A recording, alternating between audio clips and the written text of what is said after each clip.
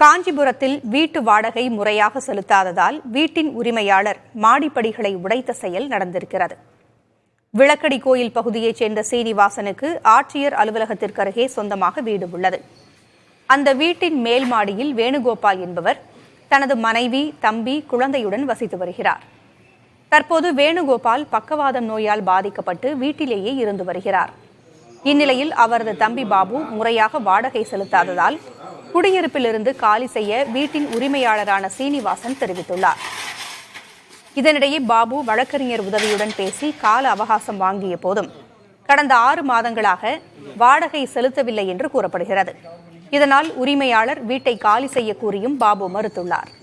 இந்நிலையில் வீட்டின் மாடிக்கு செல்லும் படிக்கட்டுகளை இடித்து மின் இணைப்பை துண்டித்துள்ளார். இதனால் மாடியிலிருந்து கீழே இறங்க முடியாமல் வீட்டிற்குள் இருந்தவர்கள் தவித்தனர். தகவல் அறிந்து சென்ற தீயணைப்புத் துறையினர் மாடியில் இருந்தவர்களை மீட்டு பத்திரமாக கீழே இறக்கினர். இந்த விவகாரம் குறித்து தாலுகா காவல்துறையினர் இருவரிடமும் விசாரணை நடத்தியதை அடுத்து பாபு 40 நாட்களில் வீட்டை காலி செய்வதாக உறுதியளித்துள்ளார்.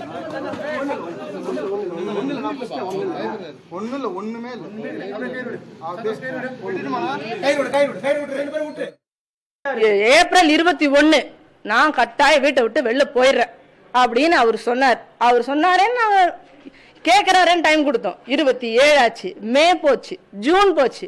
இதுக்கப்புறமா சும்மா இருந்தா இவர் வேற ஏதோ பிளான் பண்றாரு. எங்களுக்கு நேத்து முந்தா நாள் வந்து பாக்குறோம், நம்பர் பிளேட் இல்லாம வீடு இருக்கு, 2 வண்டி இருக்குது. அப்புறம் தான் இவங்க வேற ஏதோ இல்லீகலா உள்ள ஏதோ பண்றாங்கன்னு எங்களுக்கு சந்தேகம் வந்தது. இந்த கேட்டை போட்டுறாங்க. அப்ப நாங்க எப்படி வீட்டுக்குள்ள வர்றது?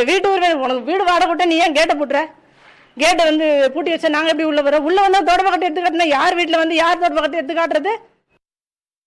மோட்ரு ரிப்பேர் ஆயிடுச்சு, அது சரி பண்ணி கொடுக்க சொல்லி இஷ்யூ பண்ணி கேட்டுருந்தேன். அவர் என்ன சொல்கிறார், நீங்களே புது மோட்ரு வாங்கி போடுங்க அப்படின்னு சொல்லி என்ன இது பண்ணார். அதுலேருந்து அவருக்கு நம்மளுக்கு கொஞ்சம் இஷ்யூ ஆகிடுது.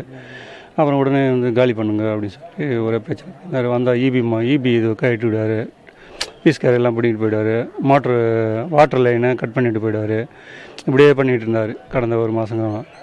அப்புறம் சொல்லிட்டு நான் நோட்டீஸ் ஒன்று கொடுத்துருந்தேன். இந்த மாதிரி சொல்கிறேன், நான் டைம் கேட்டிருந்தேன், வக்கீல் மூலிமா சொல்லி டைம் கேட்டு நோட்டீஸ் ஒன்று கொடுத்துருந்தேன்.